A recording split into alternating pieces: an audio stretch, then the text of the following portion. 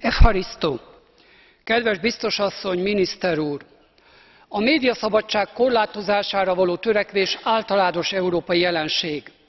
Patriótaként kiváltképp sajnálom, hogy éppen a magyar médiatörvény adta azt a szikrát, amely kapcsán fellángolt a vita az Európai Parlamentben és más európai intézményekben. Nem jó érzés ez. Az Európai Bizottság szigorú kritikája térdre kényszerítette az Orbán kormányt, amely decemberben még mereven elzárkózott a törvény bármiféle módosításától. Most a Bizottság arra kényszeríti az Orbán kormányt, hogy módosítsa a botrányossá vált törvényeket. A lényeg az, hogy a Bizottság értékelése szerint a magyar médiaszabályozás ellentétes az uniós joggal, nem csak az audiovizuális irányelvet sérti, hanem az uniós alapszerződéseket és az alapjogi charta rendelkezéseit is. Az uniós kritika a magyar jobboldal politikai veresége. Változatlanul érvényes azonban a 4 európai parlamenti frakció által megtett kifogások döntő része. Mind a Bizottságnak, mind az Európai Parlamentnek nagy figyelemmel nyomon kell követnie, hogy a módosított magyar törvények milyen hatást gyakorolnak a magyarországi szólás- és sajtószabadságra.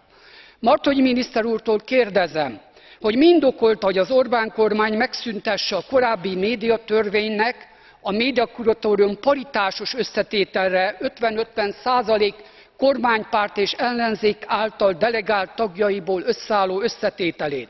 Mi a véleménye erről Neelie Kroes biztos asszonynak? Határozottan kérem a magyar kormányt, hogy ne keltse azt a nacionalista látszatot, hogy a bírálatok Magyarországot érik. Kérem, hogy az Európai Bizottság mostani szigorú kritikája után az Orbán kormány tartson önvizsgálatot, és hagyjon fel eddigi antidemokratikus kormányzati gyakorlatával, mert növeli, ki elfödi a bajt, figyelmeztetett a jeles magyar költő I. Gyula. Köszönöm a figyelmet. Okay, dear colleagues, maybe what I said before may have created some confusion. No more blue cards in this debate, okay? We don't have the time. Ah, boy, what a life. Okay, Mr. Deutsch for 2 minutes.